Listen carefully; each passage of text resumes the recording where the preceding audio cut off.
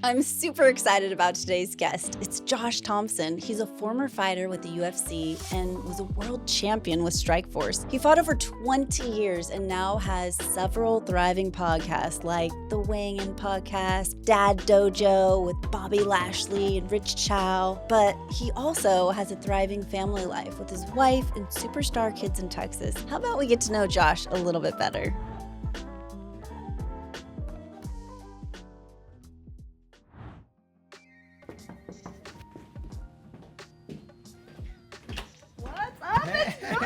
How are you? You made it. Good. Long time no see. It's been what, 3 months now? I know. It's been 3 months. You're looking good after that stem cell facial. Same. We look good.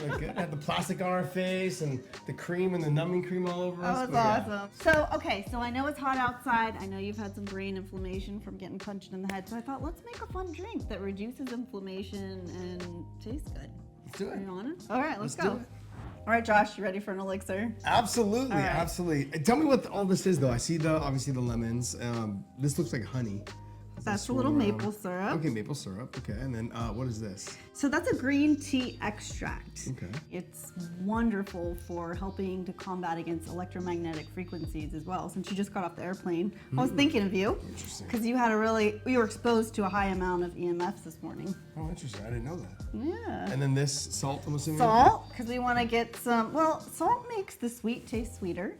And also we're going to get some electrolytes because electrolyte is just basically minerals in a liquid solution. What kind of salt? Like Celtic sea salt? It's not pink, so it's not Himalayan salt. What kind of salt? No, so that one is called Baja Gold. The Baja Gold salt has all the trace elements in it and it's sun-dried. So I don't know if you know this, but a lot of salts, what they do is they heat it, high temperatures, they process it, and you're losing a lot of the minerals in the process.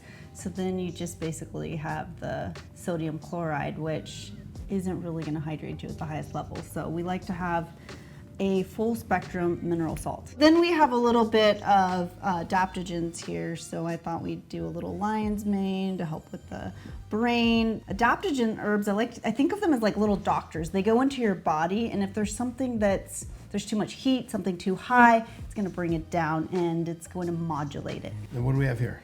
And then this is saffron. So there's a lot of research on saffron right now, helping with depression, neuroinflammation, mood enhancement. And so I made a little saffron tea that we're going to mix in and make it iced tea. Okay. And then are you using the fresh lemons inside it as well? We'll use that for the flavor.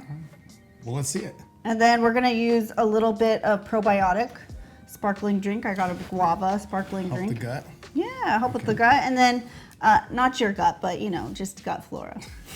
And then we got peach juice here.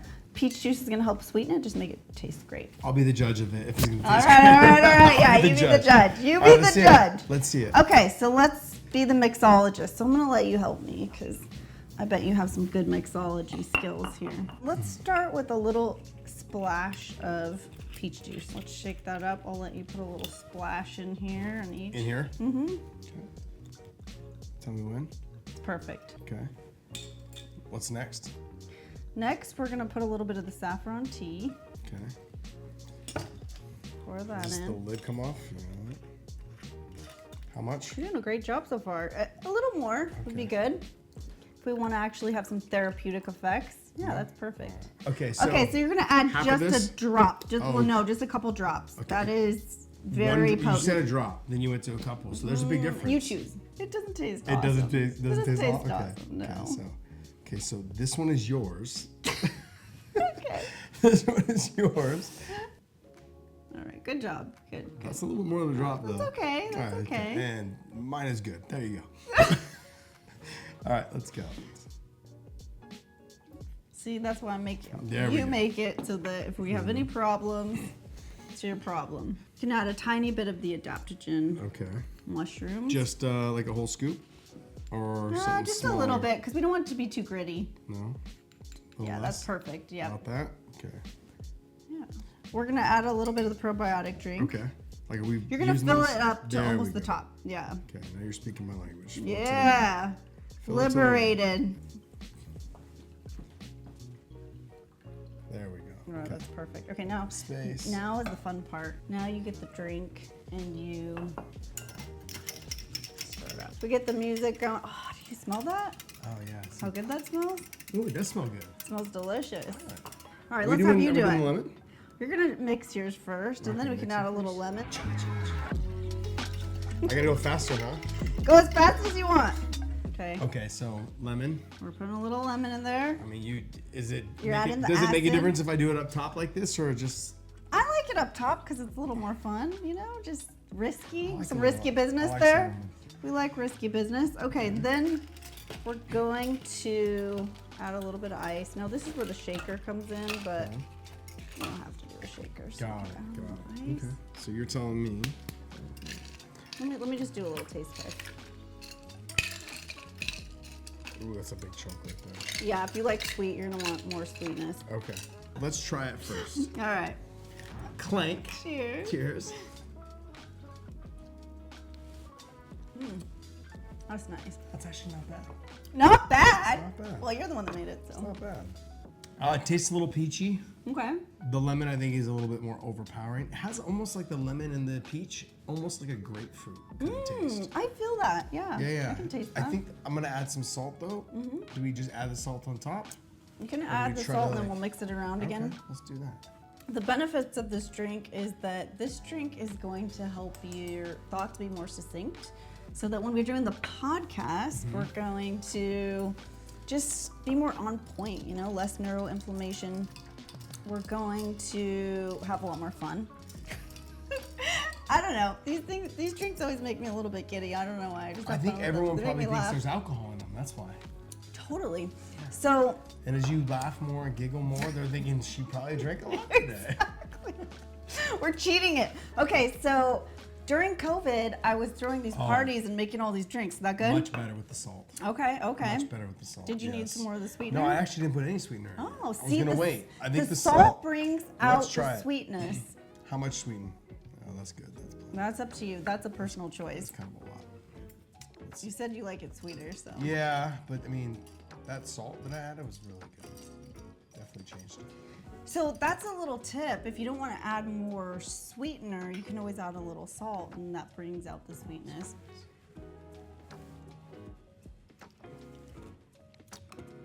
Yeah, that's good. That's nice, right? That's good. Yes, that's good. It adds a nice extra layer of I'm flavor. gonna try a little bit more. Okay. Because I feel like I didn't do it enough. Yeah. Maybe a little bit. I actually like the taste of that. You said it wasn't good. It's not that good, but I love it because I know the benefits. Okay. But it, I'm gonna see how much it changed. I've had it salted. I've had it sweet. Smell this, and then you can see. That's what it tastes like. Oh. Yeah, not that great. This is a green tea extract, and it's going to reduce inflammation in the body and help protect against non-native electromagnetic frequencies. I think that actually did better. It got rid of a little of the sweetness, but it also made you feel like just tastes better. All right, well, let's head into the studio. do it. Should we top you off real quick? I think I'm good. All right, let's go then.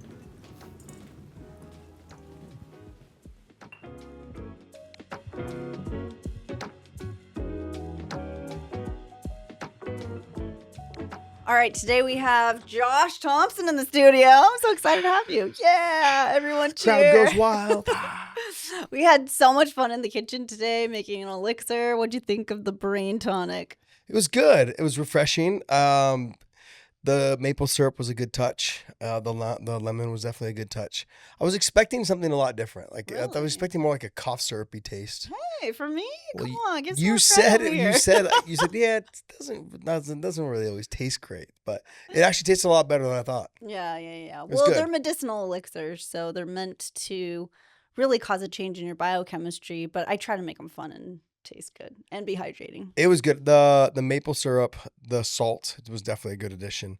The lemon mixed in, and it has a little bit of that peach flair to it. Yeah. And I think when you mix the salt with the peach, to me it kind of gave it a grapefruit taste and was kind of Yeah. refreshing with the ice. It was good. You said that. I felt that too. I enjoyed that. I thought it was a little. So how are you feeling from it? I feel good, but now I'm doubling up on espresso. I again, know, so- right? You had yeah. espresso since you walked in. I flew in this morning from Texas, and so my flight didn't leave till 9, but it's about an hour and a half away from the airport. So in with traffic. So I ended up leaving the house around 6 a.m. What get part there. of Texas are you So in? I'm in North Texas, like that Prosper, Frisco, Salina, Okay. up a little bit kind of like in between Oklahoma and Dallas. It's pretty hot over there right now. It's, you know what's funny is it's been really muggy lately. Yeah. And it's normally not as humid. At least the last 3 years that I've lived there, it hasn't been humid like Okay. this. Yeah. But it's supposed to rain for the next 10 days. Really? Thunderstorms and cloud cover, but we're gonna see. I've really adapted to the weather there. Okay, nice. So- So you're It's here not in San Diego weather. I okay? know, right? This You're is over here flexing. I know you're about to be like, yeah, I'm in San We, Diego. I we got the pay breeze the of the high ocean. prices for the, Yeah, she's bragging, the I get weather it. here. But hey, you know what? Just because we pay for it doesn't mean we always get it. It hasn't been great this year. It hasn't been great this year. Hasn't been the best. Like I feel like she's yesterday was lying to so make me happy. I feel like she's so foggy yesterday. you're just trying to gas me up right now. You're Yeah, lying to me gassing right me now. up. Yeah. It's just Oh my God, like- you- Must be the elixir. So, okay, Josh. So our show is all about, there's a lot of science in the show, a lot of biohacking. I like to call it bioharmonizing, but you're a former UFC champion, okay? You've got 4 podcasts. You're like in that whole fighting world. Talk to me like I'm in elementary school because I really don't know a lot about this fighting world. Yeah. And I want to learn. And today we're going to talk about like what was it like? What were they indoctrinating you with, and how to hydrate, how to recover, neuroinflammation, all of those things back in the day when you started in 2000? Whoa. Wait, when did you I start? started in 1996, was my very first 1996. fight. Wow. I got signed at the UFC in 2001. I'm a former Strikeforce World Champion. Okay. And I don't know what that is. fought in the UFC several times. Did 2 stints there. Fought in Pride in Japan. Went through this whole thing. I fought every major promotion there was across the world for 20 years. Okay. It kind of shifted, like wherever the money was is where I kind of went. That's kind of the way it Alright. went. So, but yeah, we had a good run. Retired now for about a little over 6 years, and it's been good. In terms of hydration, I was cavemaning it back in the day. Coming from a wrestling background, coaches, football, soccer, everyone, water's for the weak. was- Really? That was the mentality for wrestling, Really? right? We would be in a Okay. 98-degree room wrestling with sweats on and sweaters on, and it was like, well, you don't need water. You get water after practice. You get plenty. Like you're just Okay. sweating, dripping, pouring down sweat, and yeah, salt. What is salt? Like no one talked about that when Yeah. I was in high school. And like we were talking about earlier, is that Gatorade's changed, turned into a sugar drink, and that's what you see a lot of these new like hydration drinks Oh are. yeah. And Is that the way it was when you were a kid? Was it still what is it? High fructose corn syrup, a bunch of food coloring? I think it was making the transition Okay. as I was getting older. And I was never a big Gatorade person though either, but I also never really craved anything but water Yeah. during training. But I also was another person that never drank water outside of training. So if I wasn't Really? playing a soccer game or if I wasn't wrestling and I wasn't competing in a match or doing something, I was not drinking What water. were you drinking? Anywhere from just like fresh squeezed lemonade or juice or something along those lines. Okay. Growing up in San Jose, my grandmother, she had like tons of fruit trees in the backyard. So we had apple trees, pomegranate trees, fig trees, oranges, lemons, crossed lemons and limes. We had all these available on our property. So we did a lot of fresh squeezed lemonade and juices, Oh, nice. growing up. But I never really wanted to drink just water unless I was sweating really hard or I was out doing something actively. Yeah. So how are they indoctrinating you back then though? Because I feel like marketing and media, wherever the money is, that's what they're pushing on the kids. And so you started at a really young age. You're a teenager, or before that, you're already wrestling. Yeah, as so a kid. I had my first fight when I was 19. Okay. So I had my first fight, and then I fought a couple months later after that, like 6 months later after that, and just kind of had the ball rolling. And then I was still wrestling in college at the time, and then I decided not to pursue wrestling anymore and made the move back down to California because I was living up in Coeur d'Alene, Idaho at the time. Moved back down to California, started training with Frank Shamrock and Javier Mendez and Bob Cook and those guys out of American Kickboxing Academy. And that just kind of grew into, I was doing well, and I kid you not, within like a year and a half, I was signed by the UFC in 2001. Wow. And the whole thing just took off. Okay. You And know? how old were you then? I was 20, ended up being like 22, I think, when I signed with them. Wow, that's a big deal. Yeah. How did huge your deal. life change from where you were in San Jose to being signed by the UFC? So things are different now. And I think a lot of people are going to look at what they have now and how the UFC looks in terms worldwide. It's a worldwide sport now. Back then, sure, they did events in the UK and Canada and other areas, but it just was not generating the money that it's generating now. I mean, they're a multi-billion-dollar company right now. Back then, literally my first stint from 2001 to 2003, 2004, they were in the process of packing it up and not doing it anymore. They decided to go out on this reality TV show type of situation and it's called The Ultimate Fighter, which they call Tough now. And The Ultimate Fighter was where they had a bunch of fighters living in a house. Okay. And the guys would fight each other, and when you lost, you left the house. Oh, And really? that I was not on that show, but that show is kind of what saved the sport, period. There would be no sport without that TV show. And that TV show was on Spike TV at the time, which is considered to be the man channel or like the men's show or whatever it was. And it just grew. And there was a really good fight between Stephen Bonner and Forrest Griffin that just captivated the audiences at home. People were texting me like after the first round as I'm sitting there watching the fight. I'm there in the arena and people are texting me, "Are you watching this fight? This fight's insane." People that never watched me fight. Really? Let alone like they're watching this. They're like, "This is insane. I can't believe this is going on." The news cycles were talking about it within a short period of time. Okay. And it just blew up the sport within, I kid you not, within an hour. So they fought for 15 minutes. The UFC and the higher ups of Spike TV pulled the owners of the UFC into a back alleyway while the main event was going on, and they said, "Okay, we love this. This is great. We want to do this long-term deal." And they signed them to a long-term deal, and next thing you know, the sport just took off. Is that when the Fertitta brothers owned it, or did Yes. they buy it? Okay. No, so this they is owned when it at this point. when they had bought the UFC, I was one of the very first fighters they ever signed. And that was in 2016, right? No, that was in 2001. 2001. Okay, they sold it in 2016. Yes. Okay, so in 2001 they bought it for $2 million. Mm-hmm. 2016 they sold like 80% of it for like $4 billion. 4.4 billion. 4.4 billion. Okay, so that was one of the turning points. Was that Spike TV? They sold episode? 90% of it because 10% of it was still owned by the Middle East that they had sold to earlier. Okay.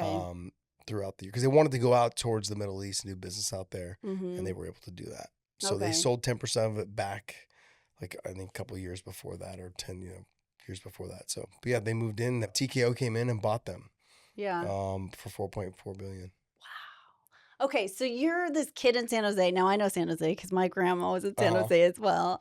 I grew up in Salinas, but we'd go to San Jose and Salinas. Yeah, that was rough. That was rough. Gangster town. That's a little rough. Mm-hmm. Yes, this is my roots. So I understand that. So it's humble beginnings, right? You grew up in some humble beginnings, and then you're signed by the UFC. How did your life look different? Are you like a star? Are you partying? You in limousines, bottle service? Like, what's happening? So it's funny you bring that up because you and I had chatted, I think, on Tuesday before doing the show, and we talked about things like this. Is that in that first stint in the UFC, I was making $2,000 to fight, $4,000 to fight, and $8,000 to fight, right? So 8,000, like 2 and 2, 4 and 4 means, and 8 and 8 means you get 8,000 to show up and fight, and then you get another 8,000 if you win. Okay. So, but when you win, you think you're the richest kid in the earth, right? Yeah. Like you just start going to and all my fights were in Las Vegas. Okay. So you know how quickly that money goes in Las Vegas? Yeah, I can imagine. Bottle service there was, $1,200, $1,500 at the time. It's a lot higher now. Yeah.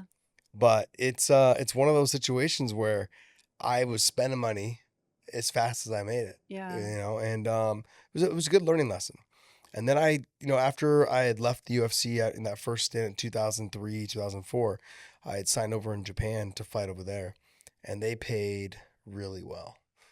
Really well? I mean, in terms of like cash wise, they paid cash on the table. They'll pay you $100,000. Okay. But they'll pay you in a brown paper bag, and they'll just give it to you. Okay. And so you're just counting money, Wow. Yeah, so you're partying, probably not taking no, care not of too yourself, bad. Yeah, or- a little bit. I was a little bit, right? I was partying a little bit during that time. A lot of drinking, a lot of being out with the clubs and hanging out. But you're making, when you went from being the number one guy in the world, I was ranked number one in the world at the time when I left the UFC. Wow. In that fight. So there was the last fight I had, they got rid of the weight class altogether. Okay. It was the lightweight division. They just said, look, we can't the Fertittas was struggling to fund the company.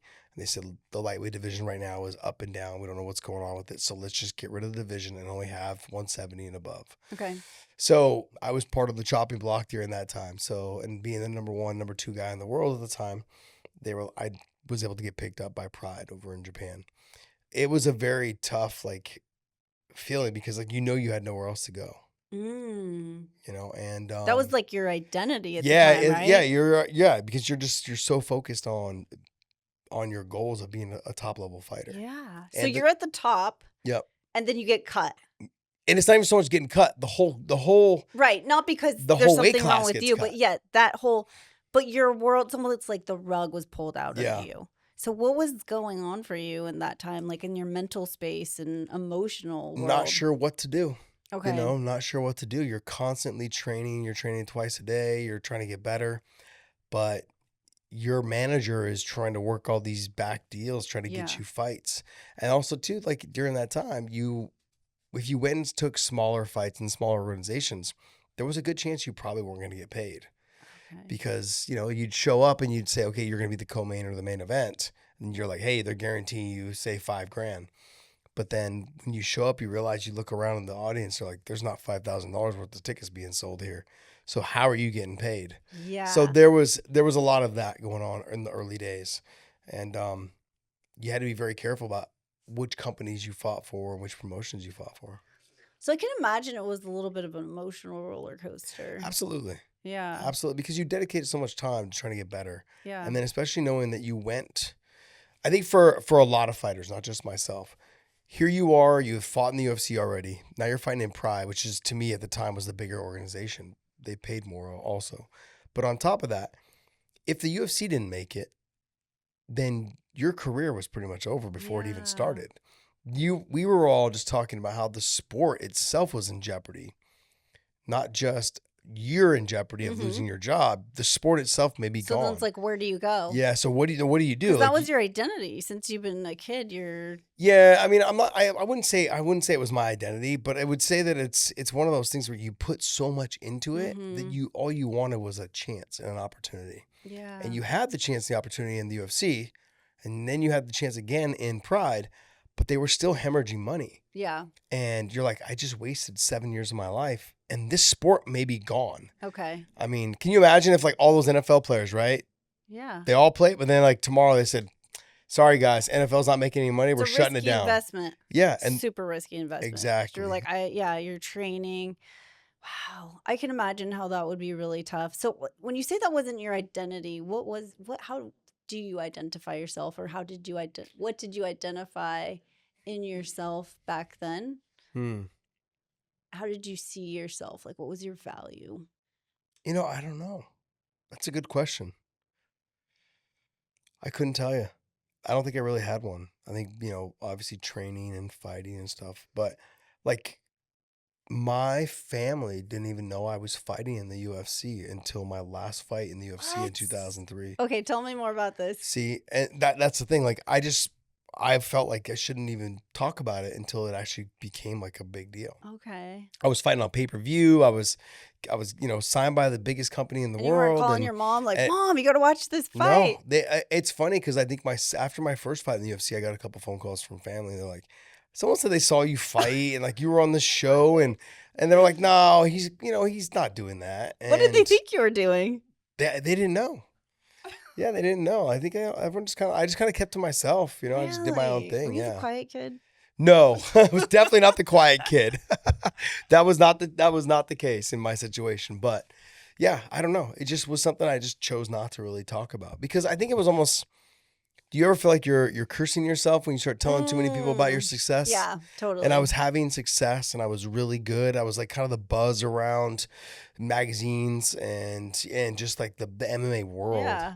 I mean, I do remember my first fight in the UFC. Joe Rogan was talking about me and going, I just keep hearing about Josh Thomson. He's like, I cannot wait to have this guy. I'm so glad he's finally made it to the UFC. And Rogan's telling this, and obviously now, because Rogan's such a huge Right. name. He was a big name back then, but just grown into being such a huge star. Mhm. And back then, he's like, man, I've been hearing about Josh Thomson from before. Yeah. You know, he signed with the UFC. He's like, now that he's here, I can't wait to watch him fight. Yeah. And so, yeah, it You were was like, you already had a name that preceded you, and people were excited to be able to witness yeah. what you were doing. Like, think about this. Like, back then, there was no cell phones. Mhm. There was remember the camcorders? People were taking camcorders.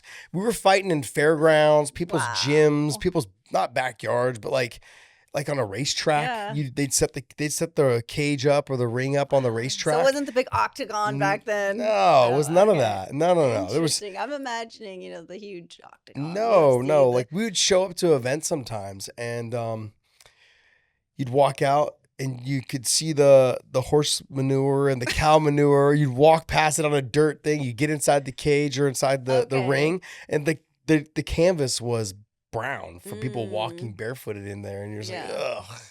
Now you get to the UFC, You're right? rolling around on it. No, you go to the UFC now, right? And they've got someone out there sweeping the canvas in between fights because they got to get the blood off, but also Yeah. too they're washing it down. They're making sure it's clean. It's They a don't have huge any- production now. It's huge. Yeah. I mean, everybody knows about the UFC now. And now they've got that new thing, MVP, that was it Logan Paul put out? Jake Paul. Jake Paul has done a great job. So Jake Paul's he has been a pioneer for women, which I think is fantastic because I've noticed that women have a tendency to fight harder than men. Really? Yeah. When especially in that early generations, like the beginning generations of like a Marlos Conan, a Ronda Rousey, Gina Carano, Chris Cyborg, and Misha Tate, those women laid it on the line. Like they bloodied from head to toe and just kept fighting. And don't get me wrong, the women today still do that. And but there's a lot more technique involved now. Back then, you could tell they did it for the love of the passion of the sport. They wanted this thing to be successful, very much how my generation was, and below my generation, the beginning portions.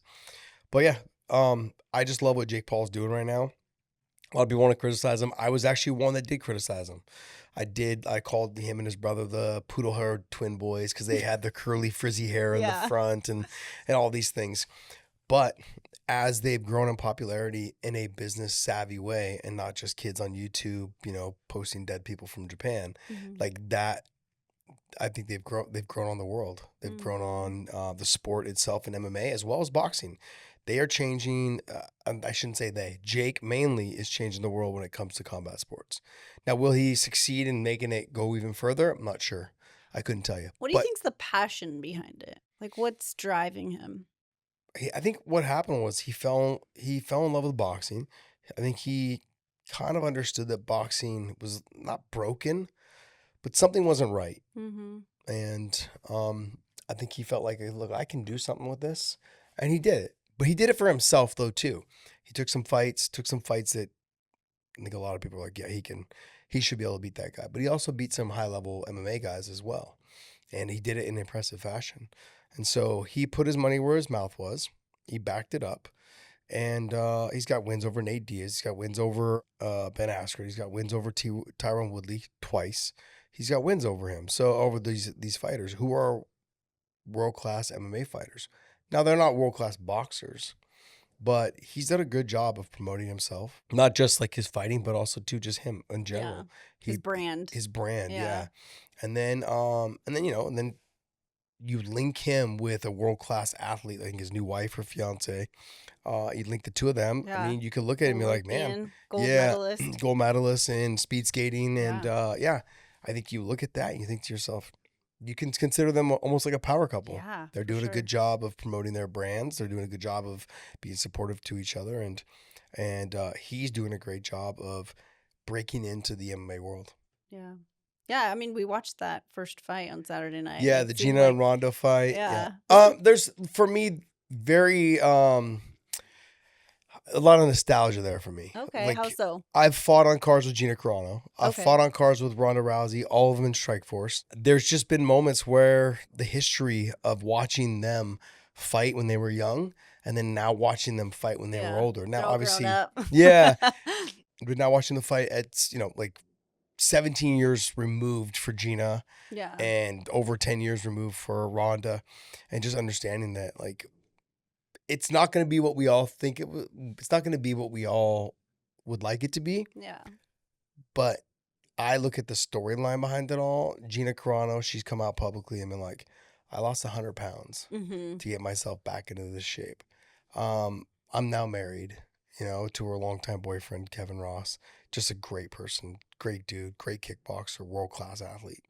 And I think just a lot of like how it all came about. And then Rhonda battling with, she talked about, concussions and stuff after her last 2 fights, and just the mental side of it all, and just trying to get her mindset back to be a competitor. Mm-hmm. The things that they went through and they battled through to get to this point, I'm very happy for both of them. Yeah. It was great to see. It was definitely great to see. Yeah, it was fun to watch. For me, being kind of a newbie to this whole watching the sport, it was fun. The production seemed like there was a lot of energy that was put into it, very intentional, and I had a good time watching. How crazy is it though, right? Do you think to yourself, like, these women are nuts? Why would you go out there and get punched in the face? It is quite interesting. I mean, what I think about a lot is brain trauma. Mm-hmm. That's something that's really difficult to undo. And I don't like to say that anything's permanent, because that doesn't give anyone hope. And I Mhm. believe that there's always an answer and there's always hope. And there's always answers. I mean, we've got our friends at CPI that are, and TAM Global, that are really leading the way in regenerative medicine. So we know that there's a lot of hope, but also I'm like, well, why would you want to do that to yourself, right?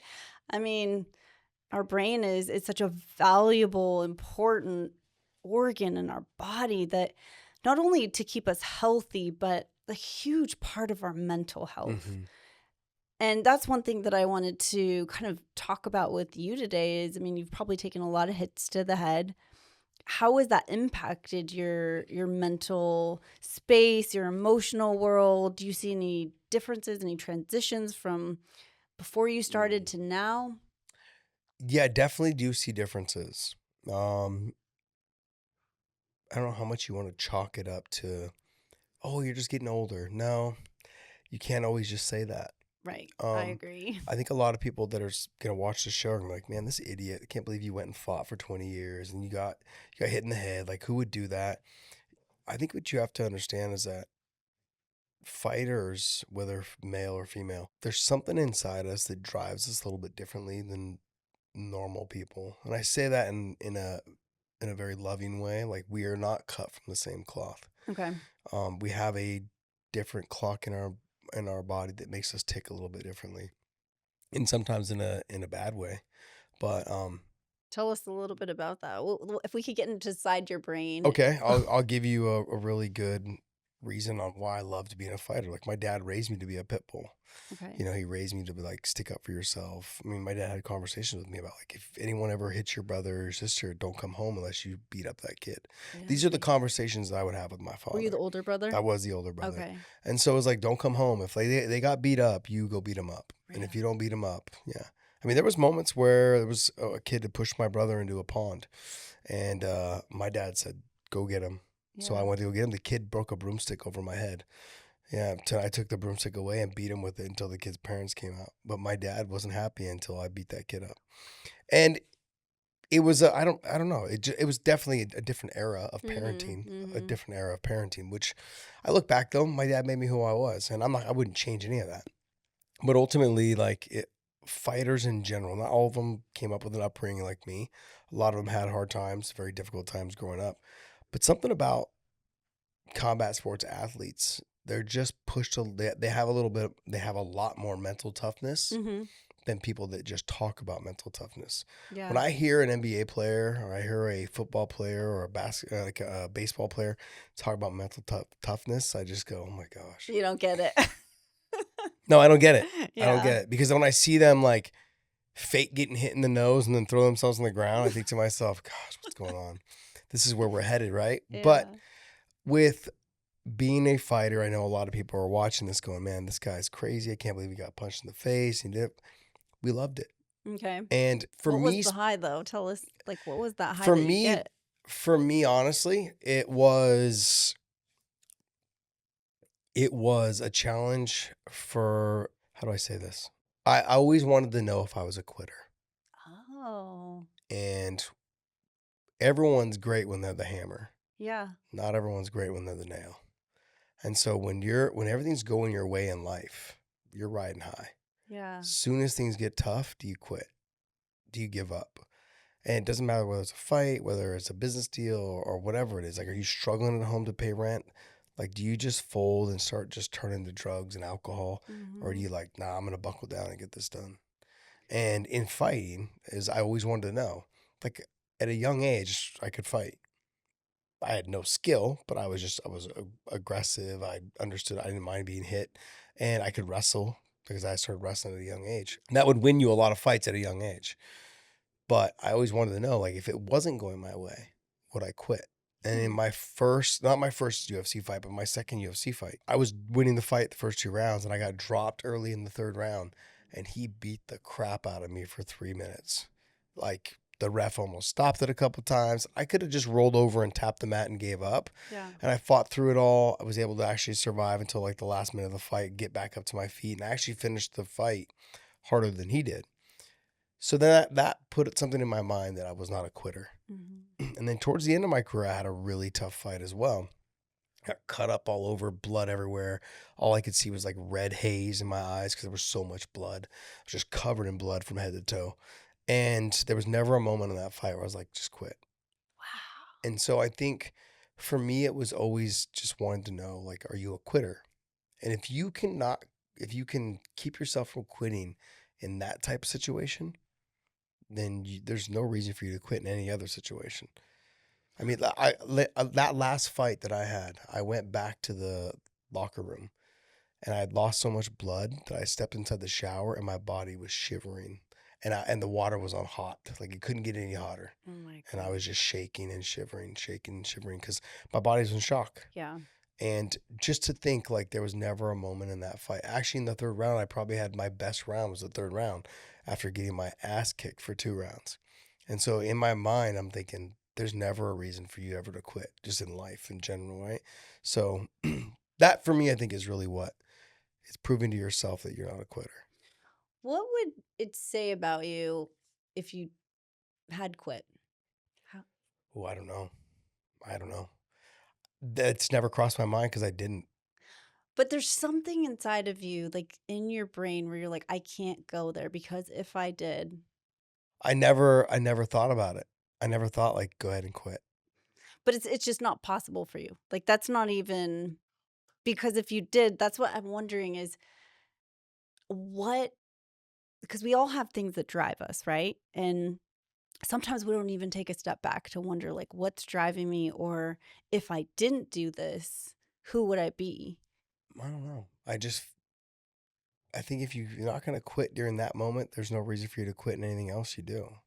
And the fact that it never crossed my mind to, like, just give up, maybe it's not in me. I don't know. Yeah. Don't get me wrong.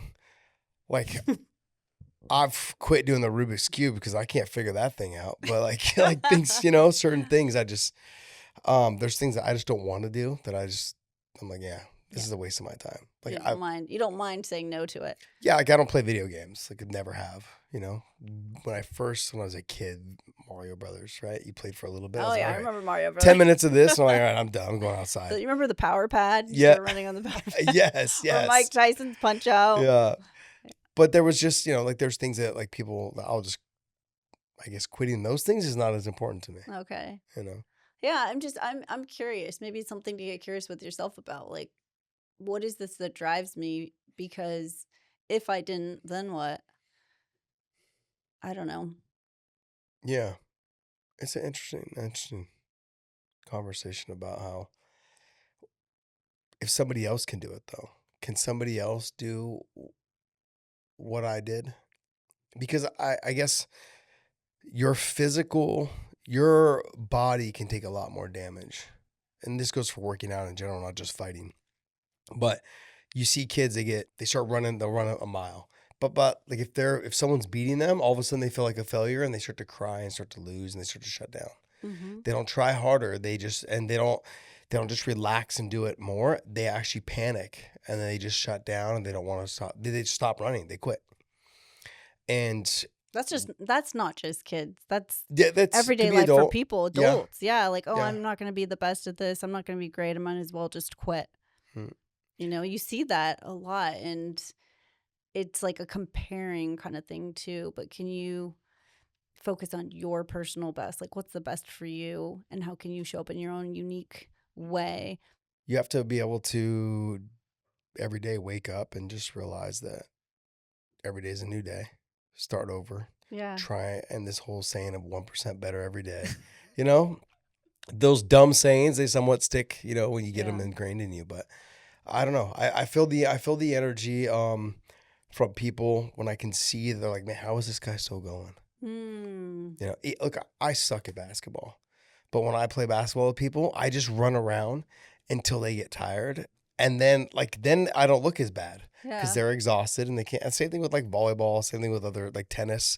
I suck at tennis, but if you just run hard every single time and you try to make them run, then odds are they're gonna start to break a little bit. Yeah. It's a really kind of becomes a mental thing for me at a stage where I will try to push you to your limits to where you break before I break. Okay. That's a part of the mindset. It is that way for fighting, absolutely, but it can also be that way for other things. Yeah. Yeah. All right. Well, you talked about looking good. When I was listening to some podcasts and, you know, you getting interviews, you hear a lot of guys saying like, oh, that Josh guy's really good looking. And then we met at CPI getting stem cell facials. And you were like talking about, you know, that you care about your looks too. And I'm Yeah. like, You so overheard that. You overheard that. I heard that. My ears perked up. I'm like, okay. Oh, that's great. No, but I can tell. It's like this vain dude. What is going this guy? Hey, I'm right there with you on that side. I mean, you know, once you get into your 40s, it's like you got to work harder. I was telling my daughter, you know, she's here from school. She's 19. And I was like, everything's just easy. You're like an elastic rubber band when you're at that age. This age in your 40s, like if I don't drink enough water in the day, the next day I totally notice it in my skin. It just looks different. My energy levels, if I don't take care of myself, it's just not, it's not as forgiving Yeah. as it was. Yeah, I think I went through a phase towards the end of my career where probably like from 2010 until 2019, where I finally started hydrating myself properly. Those beginning stages, that 2001 to 2009, I was drinking maybe 12 ounces of water a day and still training 2-3 times a day. My gosh. It was protein shakes. I'm scared. It was protein shakes, thinking that But you were was drinking enough. the juice. You were drinking the was fresh juice. That's still very drinking hydrating. juice, but Yeah. still like the natural sugars is still not good for you. And then also too, just not drinking water, period. Mhm. And then not drinking electrolytes. I started doing the Celtic sea salt around 2008, 2009. Started getting my body more dialed in the food also as well. I just figured things out around 2007, 2008. And then really had the ball rolling by 2009 and 10. When you say figured it out, talk about what you were doing before you figured it out. Like, what did that look like, and how does it look Like now? Before 2008, 2009, it was like stacks of pancakes in the morning with bacon and, you know, maybe 1 or 2 eggs. It was not fuel, like proper fuel. Like if I was going to go swim laps, cool. But for what I needed inside the gym, it just wasn't working. I felt like I was carrying weight that I shouldn't have been carrying. What you want to do when you're a fighter is you want to try to keep your body clean as much as possible. I'm not trying to carb load. I'm not trying to do those things. I'm actually just trying to eat a clean diet with a lot of protein. I will have some carbs, but I'm not carb loading. You know, like you'll see a lot of, you know, like Michael Phelps, right? Mm-hmm. He's like, I'll eat 8 pancakes in the morning and then I'll have some bacon. I'll have this. Swimmers will just go through it. Yeah. MMA guys, not as much. We'll eat smaller meals more throughout the day because there's broken up training sessions. And there's also a little bit of recovery. We'll warm up. We'll do the hard work for about 20, 30 minutes. And then we'll do another, like a little bit more work at the end, some flow grappling and some training. But it's not intense the whole time. Mm-hmm. Swimming, you're just exhausting your body, the whole time. MMA is not that way all the time. So there's times where we're just riding the bike. Sometimes we're just hitting mitts. Sometimes we're shadow boxing. Sometimes we're just grinding really hard in the wrestling area. But it's a mixture on a daily basis. So what I was doing before, a lot of pastas at night, which you shouldn't do. A lot of pancakes in the morning, which you shouldn't do. And I wasn't eating clean. I wasn't eating as clean as I should have been. I noticed a huge difference in my body and my performances as I would go through 4 eggs in the morning. I would eat the yolk with it. With spinach, some onions, some cilantro, mix that all together. I would have, Make me hungry. yeah, I'd have a half a cup of coffee, just black, and then that would be my breakfast. And then I would eat a little bit of oatmeal, Okay. like probably I'd say a quarter cup of oatmeal Yeah. before, probably like an hour before training. So that was my breakfast almost every day. And I think if you want to be a top athlete, for me, I needed it to be a routine. It was the same thing every day. So then I got done with lunch. I went and had sushi, right? I got a little bit of chicken, a little bit of sushi, just, sashimi, and just crushed that for lunch. And then I'd have another little meal before I would go to night training. I'd usually do like 3 or 4 eggs over some red potatoes, and a little bit of Celtic sea salt with some pepper, and that was it. And then I go do my training, come back home, and then I'd eat like turkey and eggs with some cilantro and some Wow. some rosemary and some Sounds like you biltong. got it kind of dialed in. Yeah, a little bit. I mean, I would occasionally throw in some Greek yogurt with some fruit, depending on how I felt. If my energy level felt low, I would throw in the Greek yogurt with some mixed berries, with some honey and like a little piece of dark chocolate. What are they teaching now? Like, what are they indoctrinating the new fighters with? Because, like we talk about, I mean, most of the training and teaching now is the money's behind it, right? So, Yeah. what are the companies? What's the narrative that all of these new athletes coming in are being indoctrinated with? Well, I think a lot of the new not companies, but there was companies that would come like to your house, and I had a couple guys that worked with the company, and they would come to my house and make my meals for me the last 3 weeks before my fight, just to make sure they were clean, make sure that they were heading me in the right direction for my weight cuts. But I think now, because the UFC has the UFC PI, which is the Performance Institute in Vegas, Yeah. a lot of the fighters move to Vegas to train because they know that they can go there for breakfast and lunch. They can't go there for They feed dinner. 'em? They feed them, and it Okay. can just, you order your meal like Interesting. beforehand. You say, hey, this is what I want today and then they'll have that meal ready. You show up, you pick it up, That's and then convenient. so you don't have to worry about going to a restaurant and paying for it. It's already paid for.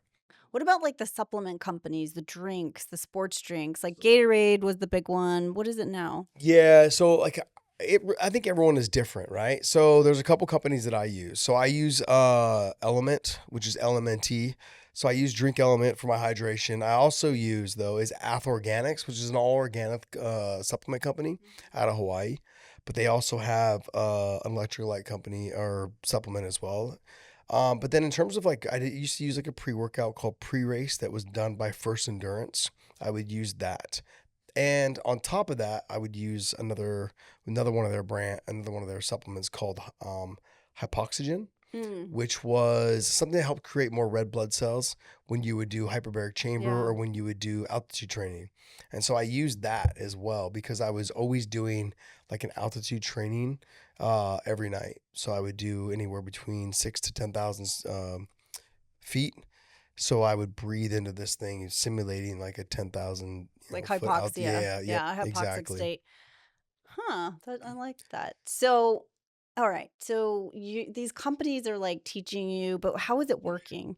Like, is this because we know back in the day, the Gatorade that was the food coloring and the high fructose corn syrup or whatever crap they had in it wasn't hydrating us at a high level. So do you feel like what you're being fed now or these athletes are being fed now is something that's helping them recover, that is great for hydration? Like, what are your thoughts on it?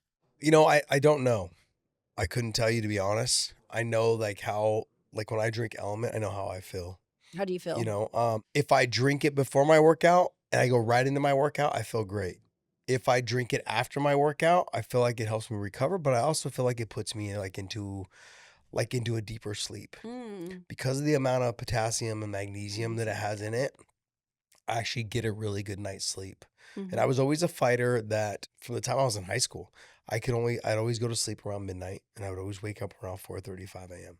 Oh, wow. Just automatically would wake up. Now, it doesn't mean that I got up. It just Yeah. means that I was laying there going like, okay, you roll back over, you get like 10 minutes of sleep and you kind of wake up again. Like, okay, I overslept. I was one of those, and I still a little bit am to this day, but I started drinking Element at night, like a half a can, or I would do a half a packet of Element at night before bed. And I've noticed that I start to get better sleep. Really? Yep. Okay. Well, magnesium plays a big role in Absolutely. that deep sleep and REM. So, okay, that's interesting because Element just got in trouble. Yes. You know, it was like the wool over people's eyes was pulled, or what. Honestly, they got in trouble for excipients, but every company has, almost every company, not every company, most companies do have excipients, and you don't have to put it on the label if it's below a certain amount. And so they became really big, and then No, what happened was they said that there was a certain amount in it, and then that amount was so they more weren't being honest. Okay. And from what I understand from the emails that I've gotten from them, was that it was basically just a break in chain of command in terms of how something the with the communication. co-packer. Yeah, The co-packer was putting more, Yep. probably to make production easier. probably. So, But they have since fixed that and remedied that, from what I understand. so that's not the case anymore. That's not the case All right, anymore. so you're hearing it right here on the Hydrate podcast. Yeah. That's not the case anymore. No, so that's what I was told by them, because All I still do work with them, and that was one of my concerns as well, because this happened I think last March. Yeah. You know, we were talking about it, and then they said, no, we'll get this all sorted out and figured out. And so sure enough, they did. They said they did. So, Well, I work with a lot of supplement companies and drink companies, and the thing is that you can have the most perfect, brilliant formula, and then you get a co-packer that's sourcing the ingredients for you. They're putting it together, and then you're on the receiving end, taking it, selling it to your Yeah. customer, and sometimes there can be a break in the chain of command there. And sometimes you really have to trust the co-packer and you have to be on it. I think you really need to live close to the facility where it's getting packed. And also third-party testing is such a huge thing. If you're not getting your product third-party tested, there's no way to really know, because China's sending raw ingredients that they're saying it's one thing and it's not, or it's contaminated, and it's something that we need to be really careful about. And I know that's something in the UFC where you Yep. guys were getting tested all the time, so you had to be really careful about there what you're has taking. been several fighters though that have taken certain supplements that have made them test positive for steroids, and then they went back and said, these are the supplements that I am taking, and the third party went and bought in the stores from multiple different locations, and they came back and tested them, and they tested positive for what he tested for. Oh my gosh. Yep. So Wow. two UFC I'm not fighters, surprised. two UFC fighters have won judgments against those, and basically the companies just shut down because they Yeah. couldn't afford it. Well, that's why you've But- got to be really careful, especially with Amazon now too. People are faking labels, faking packaging. There's supplement companies I work with, and our clients are buying these supplements, and then they'll run out and they're like, oh shoot, I'd better just grab it off of Amazon. They get it off of Amazon and they're like, I'm not feeling that great. Something's off. And then you send the label to the company and they're like, this isn't our product. That's not our lot number.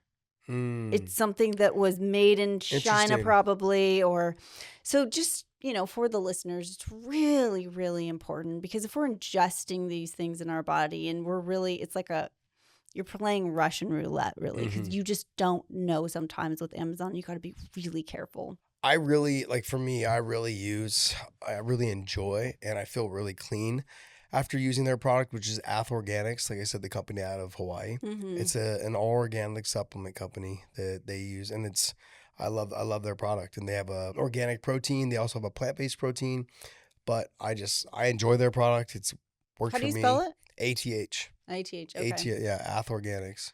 So I want to go back to where we were talking about how it's impossible for you to even go to that place in your mind of quitting.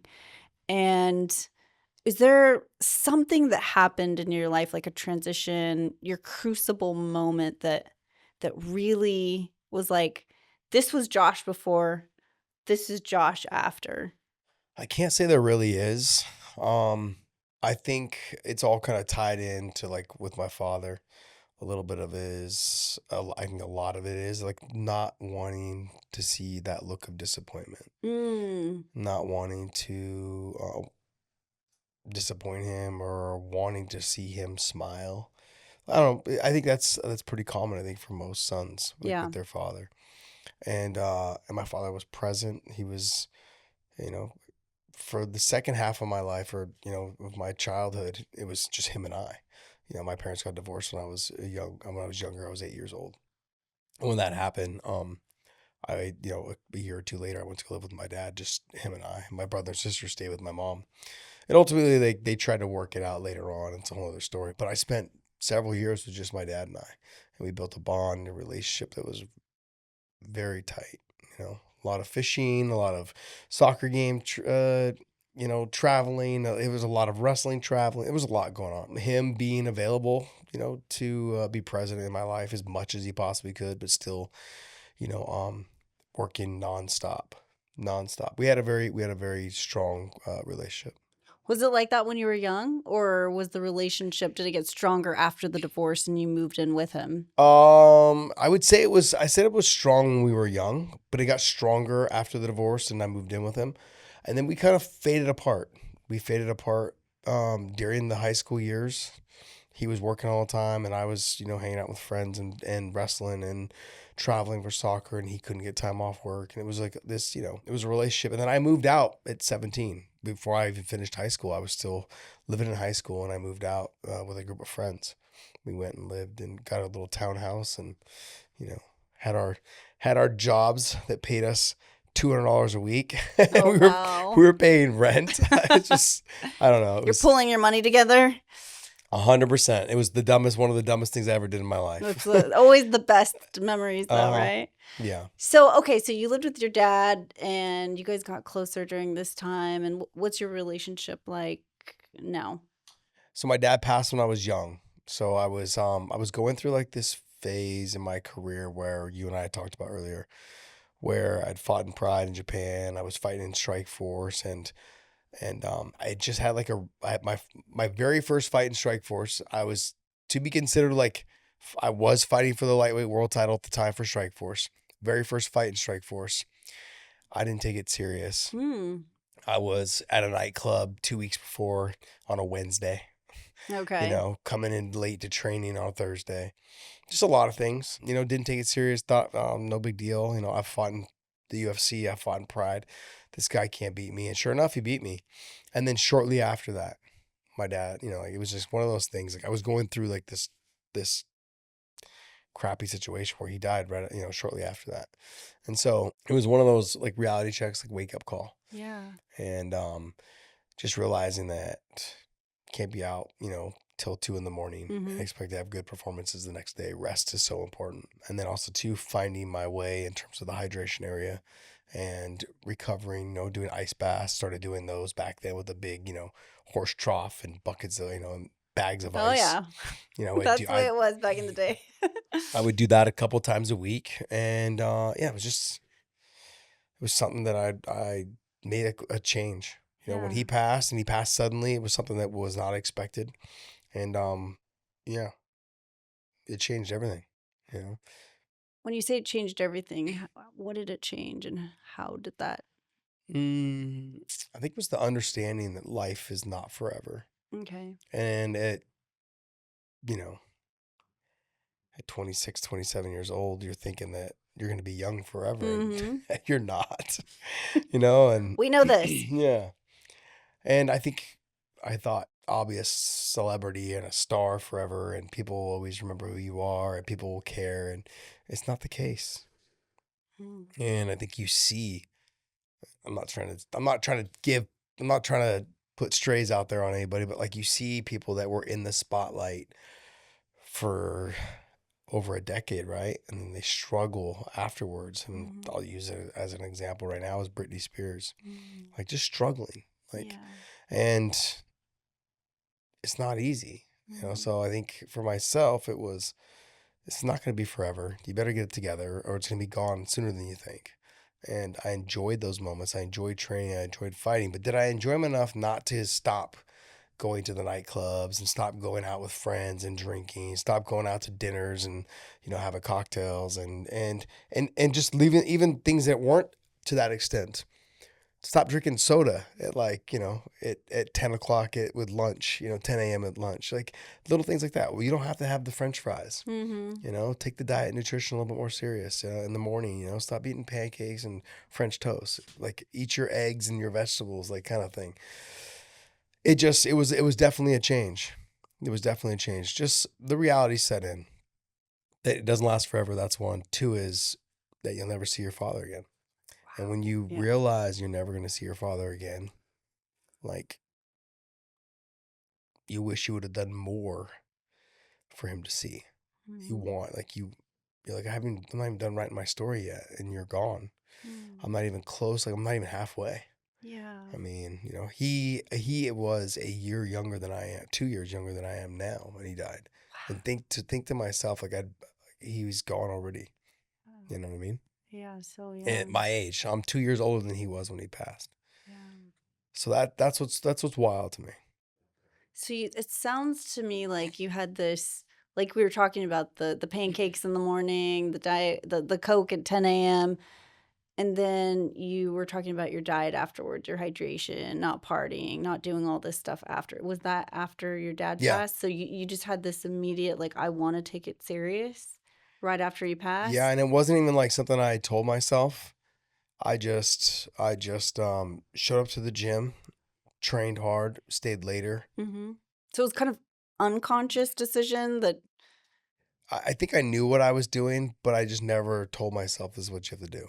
No, I just want to be better. Just stayed later at the gym, ran 5 miles at night at 10 o'clock at night, woke up in the morning, ran 2 miles to warm up. Like, I did my, like, I would do a 5 a.m. run, for 2 miles to get my body warmed up, come home, eat, shower, sleep, get some water in me. And then I'd go to the noon training for 2 hours from noon to 2 and eat, shower, sleep after that and stay late, stretch, go. I started setting up like sessions with my massage therapist once a week, started setting up sessions twice a week with my sports therapist who would do me like soft tissue work. And whereas before I'd be like, I feel good today. I'm good. I'll pass. Yeah. I don't want to go lay down for an hour because I'm going to go hang out with some friends and have drinks. Like, I don't want to go get a massage because it took an hour away from me going to hang out with my friends and have drinks. Wow. And so it just literally would just turn like that. It was, let's just spend the money that I'm making on things that are better for my body.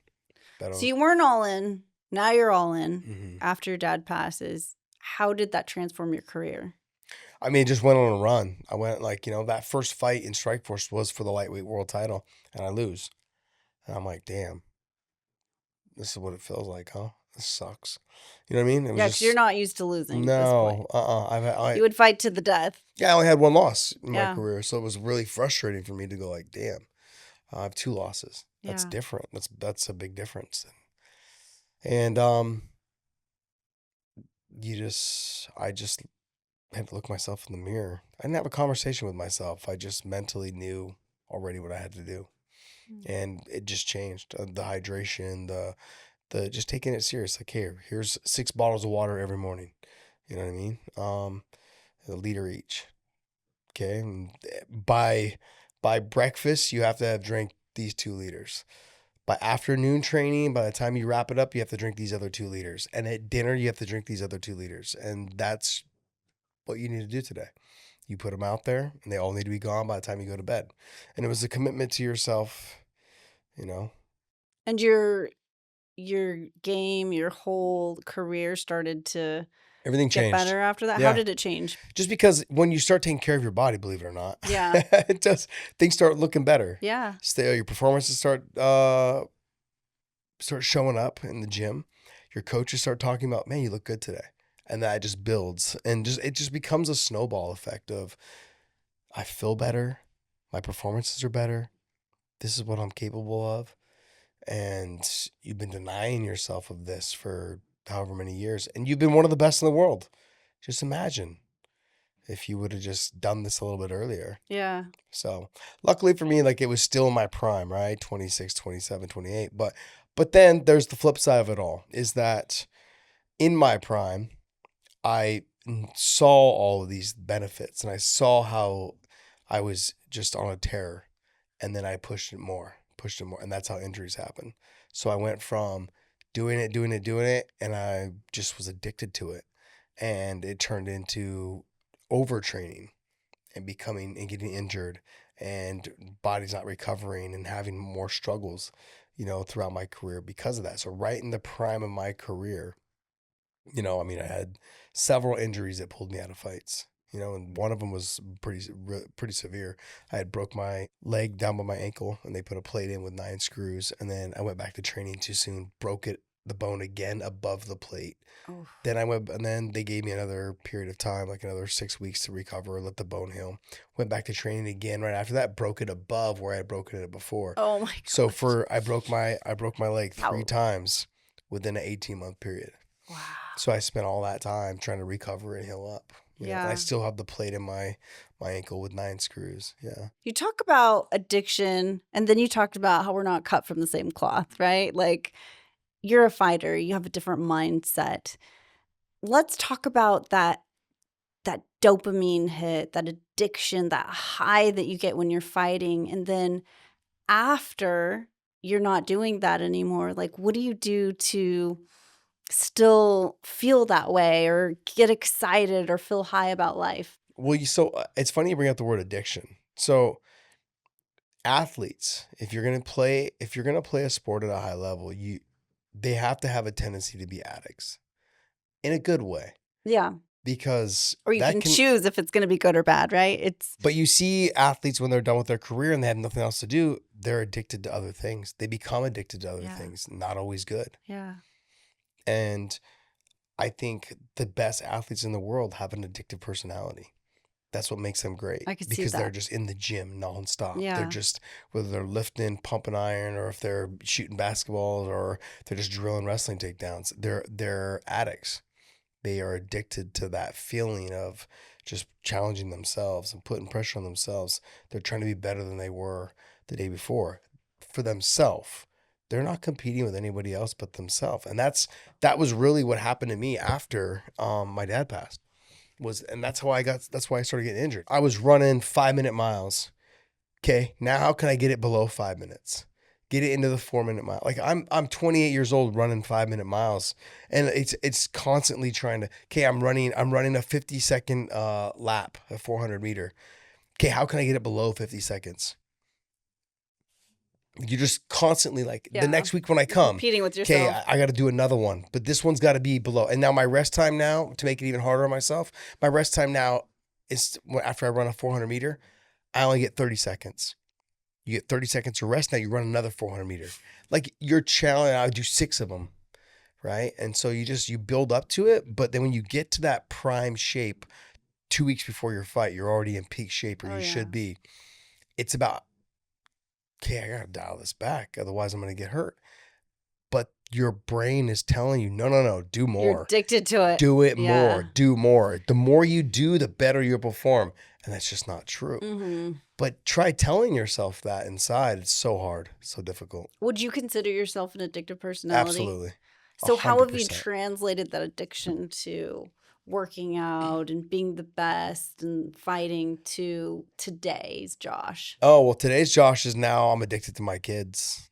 I'm addicted to them, period. Like whatever it is they're doing. Like my son playing on a nationally ranked lacrosse team at 11 years old. I'm addicted to making sure he's at practice, making sure that he is present at practice, making sure that he's doing his separate workouts outside of his team practices, and just reminding him that I was a professional athlete. I understand what it takes to have to get to the top, Yeah. and what it's like to have to rebuild yourself when you fail or when something doesn't go right and you have to put in more work. Mm-hmm. I think it was Kobe, maybe it was Kobe Bryant, maybe it was Jordan, I can't remember. One of them had said something along the lines of like, if I'm only practicing when my team is practicing, I'm not actually getting any better than anybody else on my team.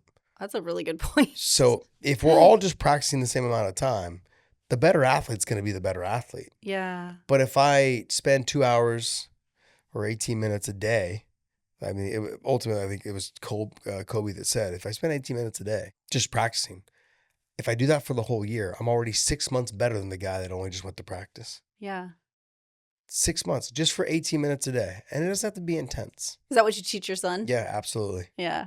I don't need the best out of you every single day. I was talking with BJ Penn before one of his fights, before he won the world title against Matt Hughes, his very first world title in the UFC. He goes, I don't have to be better than him every day. I just have to be better than him that night. And that just rung with me. Just like, damn, Makes sense. you're right. Because I was like, man, this guy can take you down, control you, do this. He's like, all I got to do is be better than him that night. He might be better than me every other day of the week. Just but once. That night. Takes once. That night. And so that's 100% what I tell my son. Absolutely. You've got to rise to the occasion. You've got to be the one that tries to piggyback the team, carry them on your back if you have to. If you see it's not going their way, don't fold with them, okay? Score a goal, get them involved, move the ball around, communicate, don't yell and scream at them.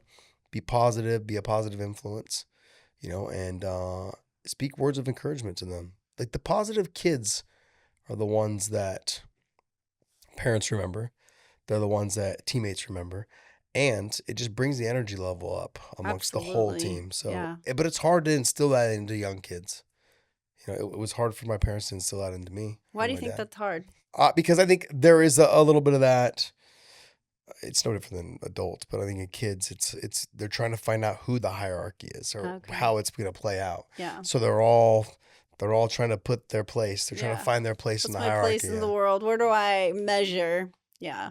Whether it's on a team or in a classroom or whatever it is, they're trying to find their way. So when we first started, you were kind of when we had talked, I think it was on the Zoom, talking a little bit of how you really look to your dad when you're younger. You want to impress him. And your dad tells you that, hey, if one of your brothers or sisters in trouble, you've got to be the one to take care of it. So it's instilled in you already to be a fighter, and the way that you have your value is to be able to show up in that way. How does that mindset of the way that you were taught with your dad translating with your son? Just understand we have different lifestyles. My son lives in a fairy tale world right now. My son and my daughter both. They live in this world that I never lived in. Yeah. That's not the San Jose world. That's not the world that I grew up in. But I'm definitely blessed to be able to give them this world. Yeah. I'm definitely excited that he has all the opportunities that I didn't have. But how does it translate from what I learned from my dad to him? It's just my dad was always somebody that I could talk to. And I picked this up off social media one time, and I did it. I wrote both my kids a little note, and it says, if there's anything you feel like you can't tell me, just bring me this note, and I promise I won't get mad. Oh. And that stuck with me when I read that, Wow. and then I did it with them. And you wouldn't believe how afraid your 6-year-old or your 8-year-old is to tell you something so dumb. I spilled water on the fridge. Mm-hmm. Why are you afraid to tell me that? It's just water. Yeah. It doesn't matter. But that's how your kids look up to you so much. Yeah. They don't want to upset you. They don't want to disappoint you. But, my kids bring me this letter going I don't want you to be mad. You said you wouldn't be mad. And they hand me the letter and I'm like, what happened? Let's talk about it. I spilled water in the fridge. Okay. Do you need help cleaning it up? Yeah. Yes. But it's that level of, I'm here with you to help you, and I'm not here to hurt you. And I learned a lot. I got that from my dad. My dad was one of those, he talked about me being the tough kid and wanted me, and I was the tough kid, and he built me to be the tough kid. But my dad was also somebody that he really stood up for me.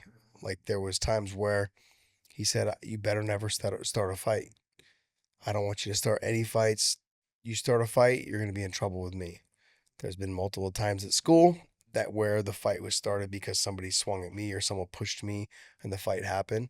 And then we get into there and the principal's trying to suspend me. My dad's like, he didn't start it. And I'm going to stick up for him. The kid got what he deserved. Those are the kind of parenting things that I have with my son. I said, son, we're not raising bullies in this house. But you need to stick up for yourself. So my son knows, he trains a little bit of jiu-jitsu, he trains a little bit of wrestling, you know, and my daughter does a little bit of kickboxing, and, you know, and so it's just making sure they understand how to control themselves and defend themselves, but also to understand, like, we're not bullies in this house. Yeah. That's very important to me. Yeah. Very important. You light up when you talk about your kids. It's fun. Yeah. I mean, What's your favorite part? my favorite part is to wake them up in the morning and take them to school Really? and to pick them up from school. But I have the freedom to do that, and not Yeah. all parents do. What do you like about it? You eat your coffee. You're like the dad with Yeah, 100%. turning on the music. 100%. Especially on Fridays. There's a song, it's Friday, yeah. Oh, yeah. Yeah. I play that song in the morning for them to wake them up on Fridays. So I they love get as energized to go to school on a Friday. Like, it's done. It's the weekend after today. Little things like that. I mean, I don't know. I've just been blessed. Like, I've chosen not to take jobs because it interferes with my time with my kids. I love it. And I think,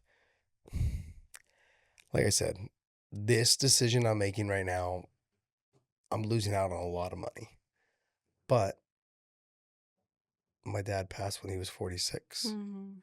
And so I look back and I go, he worked himself. I to give you an example is, I would get done with soccer practice at, like, you know, from high school. I'd get done with soccer or wrestling practice. I'd go to his work because he was still there, and he'd be there, and he would give me money. I would go order a pizza, bring it back. We would have dinner together at his work, Oh, and then I wow. would go home, and then he would come home at midnight, and then he'd wake me up for school in the morning.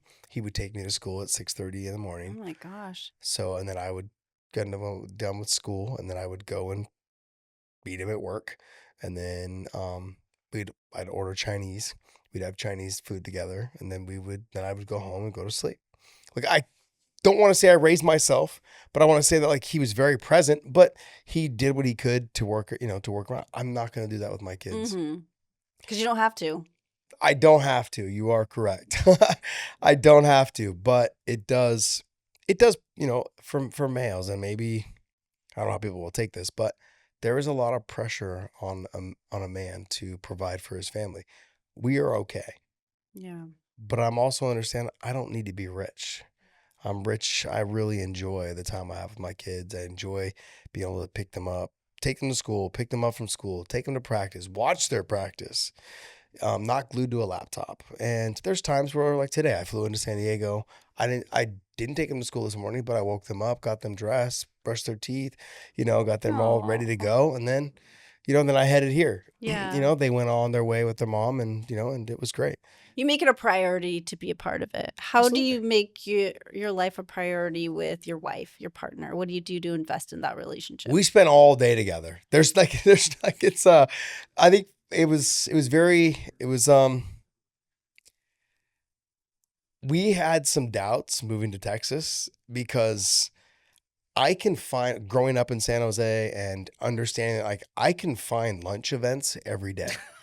I can find reasons to go meet with business partners, and I own a couple, like, big box UFC gyms in San Jose, and I've got other business things that I do there as well in San Jose still, and I could make arrangements to have lunch or cocktails or brunch with people every single day of the week. Yeah.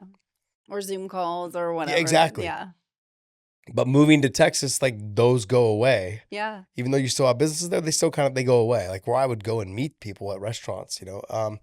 So she worked from home, so we really didn't see each other a whole lot. I had to go work out, go visit the gym, meet with the coaches, and talk about whatever the numbers were. It's whatever it is, right? You can wrap yourself up living in San Jose. But now living in North Texas, it's different. I've got nothing but time on my hands. A lot slower lifestyle. A lot slower lifestyle. You know, it's been 3 years now, so now I'm able to, you know, you've now kind of found your people. Yeah. You know, I read a book saying that it takes about 2 years when you move somewhere. Okay. It takes about 2 years to Find your tribe. kind of find your little tribe, kind of find what you like, what restaurants you like, you know, what communities you like to hang out with, and who you've built around, like which kids are, you know, you're going to be friends with their families and stuff. So It was almost exactly to 2 years. It took us to find our stride there. So you found your groove now. You're enjoying it. You guys are having fun. So Yeah. you guys are together all day. Is that Yeah. amazing? Has that made your connection closer? 100% closer. And so that's people criticize, and I was probably one of them early in my days. Is you criticize people that would spend all this time together with their other. Yeah. You know, Especially if you want to be with your guy friends, like, well, why do you have to be with your wife? Why do you have to bring her? it really is a guy joke. It's Yeah. it's a running guy joke on like, oh, you're always bringing your wife. Like, what can you just hang out by yourself? But I've noticed that the culture is just different there. When we say, hey, when I tell my friend, hey, you want to go to dinner? He doesn't say, hey, are we bringing the wives?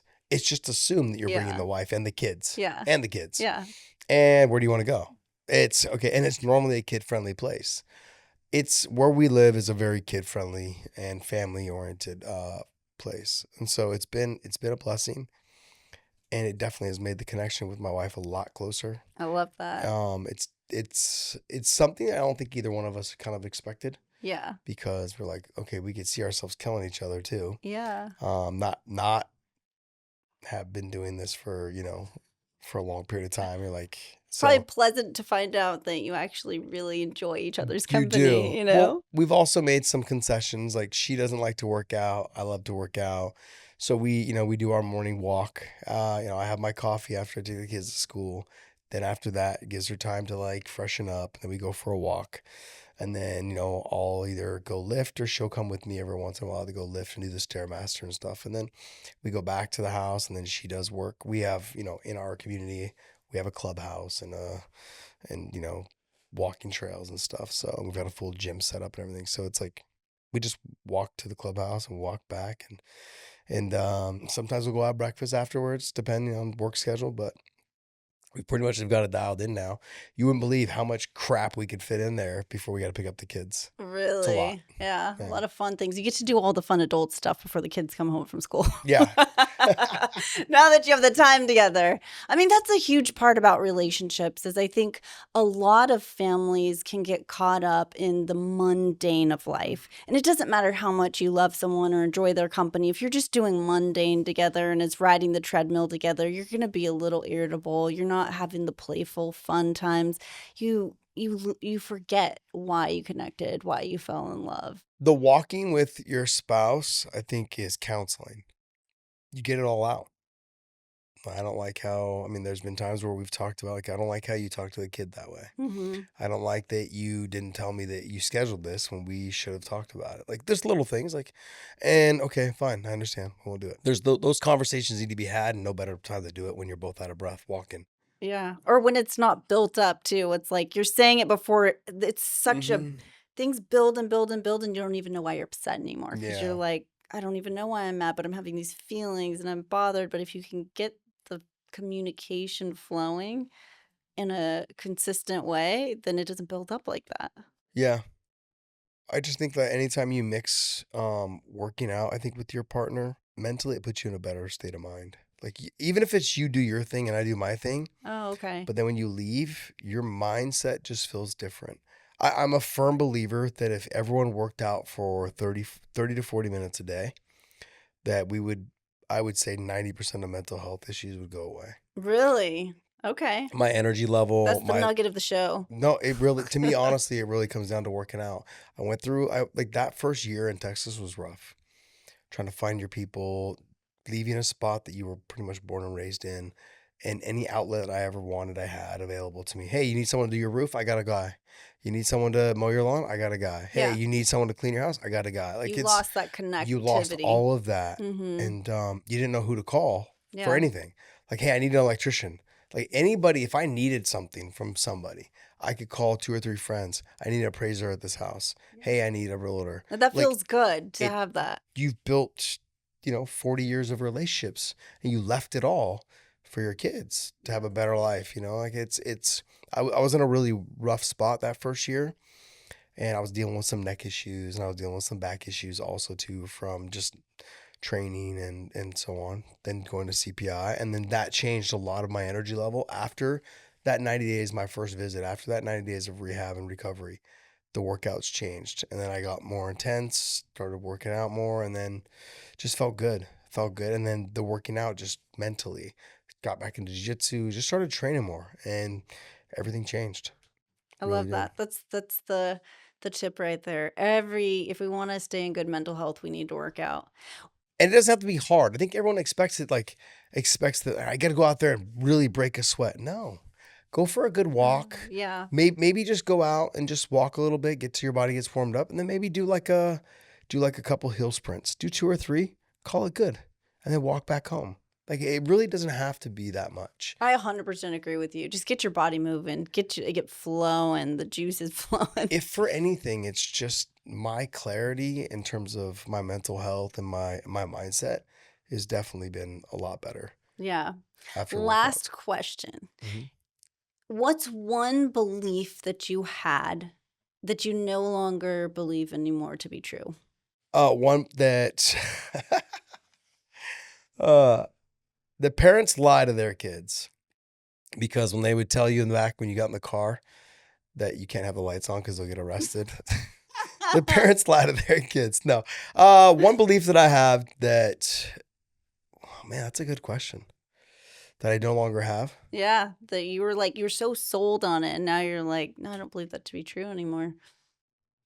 That life is hard. It's not. It was hard when I was living in San Jose because I made it hard. But now living in Texas, I see it, and it's different. I can see that I enjoy the pleasures of spending time with kids, family, and not making myself accessible to everybody. Yeah. You know, when they need or when you need, like it's learning how to just be available to yourself, for yourself. Like it really is not hard. Like we put more pressure on ourselves to do things that we really don't need to do. Mm-hmm. What's the Fight Club thing? I'm going to buy a bunch of stuff in this house to impress people that I don't even know. We spend thousands and thousands of dollars on things in our house to impress people that we don't even know. And they don't care. Yeah. We do it for ourselves. I'm not that person anymore. I was, but it's not just, to me, those are the things. Yeah, if I could change anything, I would go back and save a lot more money. On the bottle service. Yeah, all that stuff. Bottle service, like cars that I bought, like everything. Just Yeah. things that I bought. Just, nah. That's really potent what you just said. It's really powerful and it's hitting hard. Yeah, life is not hard. It doesn't have to be. There's hard things that can come, there's obstacles that come, but if we choose to look at it as an opportunity, it shifts our mindset and our perspective, and how we feel and our body is all created by how we think. Mm. And so if we're thinking about something as being hard, it's going to feel hard. If we're thinking about it as like, wait a minute, this could be this is tough. Like you're in a fight, you're thinking it's tough, but you're like, I can't lose. Maybe that was like exciting. Mm. Wasn't like necessarily, I don't know if you would call it hard. It was like, even though it was so intense, maybe in your mind you put it in a different category. In the scheme of things, right, with life, I told myself this, I go, in 10 years after I'm done fighting, it hasn't even been 10 years. I've only been retired for 6, that no one will really remember your name. It sounds very just horrible to say this, but do you know your great grandparents' names? Yes. Okay. Some of them. Some on of my them. mom's side. Okay. Not on my dad's Do you side. know their story? How they met your grandparents or your grandfather or grandmother? No. No. That's how fast it goes away. Yeah. And that to me is just, doesn't matter really what you did in life. Yeah. It doesn't matter. Like Jordan, when he's got, we don't even talk about Michael Jordan. They're literally saying LeBron's better than Jordan now. Like that's how fast people He's still forget. a legend to me, but yes, But that's how agree. fast people forget They how do. damn good Jordan was. Yeah. And when he goes, and hopefully he stays forever or for a long period of time, but ultimately, like that's how fast people can just flip and go, yeah. Who was that guy? Who was that guy? How good was he? Yeah, Yeah. he wasn't that good. And you're not there to defend yourself. And yeah, you're not there to defend yourself, but it also just made me realize that no matter what you do, it's never going to be enough for people to remember you for forever. Yeah. It's never going to happen. 1 generation, 2 generations removed, people forgot. Yeah. Do you know where your grandparents are buried? No. So talking about remembering in the life before, let's go see what you can do outside. I want to No, see some the of your life moves. before. Oh yeah, let's see if you can show me some moves. Will you teach me some stuff? I'll teach you a little bit of Let's stuff. get you to show off a Yeah, little we bit. just got to of get those nails to stay on. Oh, the nails have popped off like 20 times.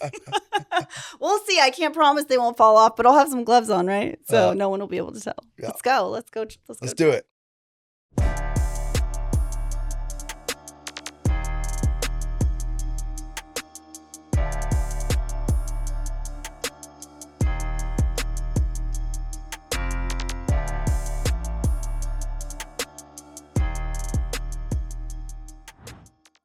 All right. So what are we gonna do? What are you? This is what I've been waiting for the whole time. We've been here for 5 hours. This is what I'm waiting for. This is what I'm waiting for. All right. But I'm going to show you the basics. Okay. Okay, just like I would show any 10-year-old. Okay, I would just put them just like this. Line this up in front of the bag. Okay. Square your feet up. Okay. Are you right-handed or left-handed? I'm left-handed. You're left-handed. Okay, so for you, you're going to slide your left leg straight back. Okay. Okay, turn your feet at 45 degrees. There you go. Perfect. Okay, that's where you want to be. Now, put your shoulder right over your thigh. Okay. Now drop your hands. Lift them up by the elbows. And there's your stance. So everything you do should come from this stance. So it looks like this. Okay, so what I want you to do is lean into your jab. Snap the hand over. Touch the glove. We're not trying to punch hard. Just get the motion down first, okay? One. And on the third one, we're gonna go 1, 2. When I throw the second punch though, I'm gonna pivot on my back foot. I'm gonna turn my hip and let my elbow come from my rib. So it looks 1, 1, 1, 2. 1, 1, 1, 2. And then back to your stance. 1, 1, 1, 2. Gotta bend that knee. Okay. Gotta bend that knee. There we go. 1, 2. There, much better. Good. Now on that back leg, not here. Like this forward, sit down on it more. So you have more weight behind it, more power. 1, 1, 1, 2. Good. So see how your back foot's lined up with the other one again now? There we go. Keep it there. You keep letting it drift. Okay. Why do I do that? So I don't. Beginner moves. It's beginner moves. Okay. All right. Give me a hard time. All right. Let's go. Watch Let's out. go. What? I 1, might 1, be as 1, good as 2. you next time I see you. That's the hope, right? 1. After those 1, stem cells. Okay. 1, 1, 1, 2. Okay. Okay. 1, 1, 2. One more. 1, 1, 1, 2. Good. Now, instead of throwing the right hand, can you kick? Sure. All right, let's give it a try. So watch. We're gonna 1, 1, and when I throw the third one, I'm gonna bring the hand back, and I'm gonna step off and kick. So watch what I do with this foot. Step and kick. It looks like this. Jab. As it's coming back, this foot is opening up and kicking. So my All right. foot's going in like this. Yes. And is the goal to hit it with my ankle? No, the goal Or is to the hit shin? with the goal is to hit with this part of your shin between here and here. Yep. Okay. But you have to bring the kick back. Look, pivot there, pivot back. Pivot there, pivot back. And back. Bring it all the way back. There we go. And back. Much better, much better. Good. Now keep the leg straight though, a little bit with a slight bend. Right now you're like this. A sweat here. Okay. So it's 1, 1, 1, 2. That's that. So I do the 2. No, not the 2. The kick is I do the 2. kick instead. Okay. Yep. Got it. Ready? Jab, jab, jab. There we go. Good. Now bring the leg back. 1, 1, 1, 2. There we go. Much better. All right, Josh, thanks for coming out. That was a really good time. Thanks for teaching me some moves. Thanks for having me. Beautiful house, beautiful view. Hopefully we'll see you again soon. Yeah, let's do it.